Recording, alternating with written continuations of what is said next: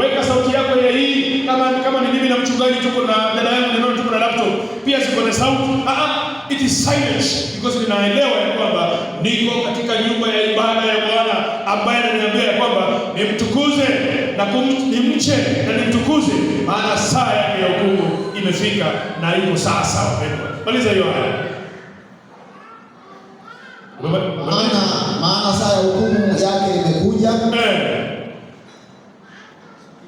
Msitudieni yeye aliyezifanya mbingu na nchi na bahari na chemchemi za maji. Sasa hapo ndio somo vizuri. Bali kuna koma na weka koma, tusipoteze the contextuality hiyo text vizuri. Msitudieni yeye aliyezifanya sasa sisi wacha nieleze. Kwa nini huyu malaika na ujumbe wa kusema tusujudie? Mwanadamu alipoumbwa ana tabia za kuabudu. Akiwachwa ataabudu kitu yoyote. Na ndio maana unaona mwanadamu kila mwanadamu anajikitwa na abudu. Huyu anaabudu ng'ombe, huyu anaabudu hii, huyu anaabudu. Akiwachwa pasipo na kuelekezwa, ataabudu kitu kingine ambayo si Mungu, ambayo si Mungu mwenyewe.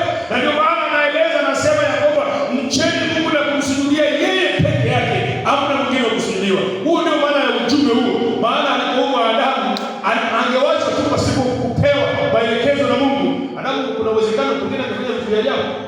Na ndio maana Mungu anasema na malaika anazungumza, ambayo wale wa masalio lazima twende tukaambie watu wamche Mungu na kumtukuza na kumwabudu yeye pekee. Yeye asujudiwe, hakuna kusujudiwa.